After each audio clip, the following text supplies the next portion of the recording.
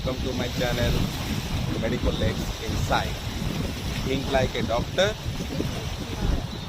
Hi everyone, I am Dr. Dev. Today I will discuss about the topic how to write a medical legal injury report for physical assault case. Before we go to the topic, first we must know what is injury.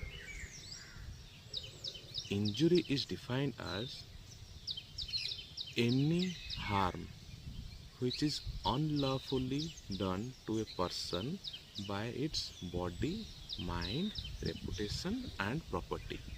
Okay, it comes under section 2 subsection 14 of BNS Act.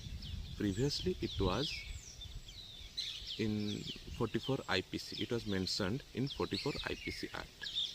For injury report writing, two types of scenario can come. First,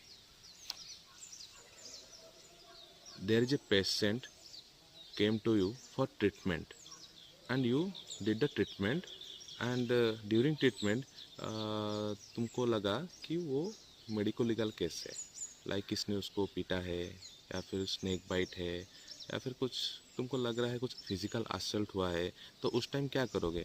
आप police को information दोगे through MLC medico legal case number डाल के उसका detail लिख के report forward करोगे and patient को ट्रीटमेंट करोगे। फिर बाद में कभी एक हफ्ता 2 हफ्ता या फिर 1 महीने 2 महीने जैसा लगता है, उसके बाद पुलिस क्या करता है ना, वही आपका ट्रीटमेंट रिकॉर्ड के साथ वो उसका इंजरी रिपोर्ट मांगता है आपको। वो एक तरह का सिनेरियो है। दूसरे तरह का सिनेरियो है पुलिस डायरेक्टली सर्वाइवर विक्टिम या फिर अक्यूज को आपके पास लेके आएगा with A requisition for preparing of A medico legal injury report. Okay, तो हम दोनों तरह का सिनेरियो के थोड़े थोड़े बात करेंगे, ठीक है।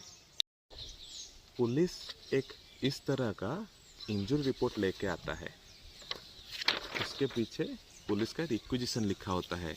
पुलिस लिखा होता है क्या, हम ये अक्यूज या विक्टिम इस बंदे को भेज रहे हैं, काइंडली इसका एग्जामिन कीजिए एंड फाइनल इंजरी रिपोर्ट एक तो दीजिए। या फिर कुछ और अगर उसका रिक्वेस्ट होगा तो उस रिक्वेस्ट में पुलिस मेंशन करता है, अगर कुछ सैंपल कलेक्शन करना होगा जो भी हो वो लिखते हैं।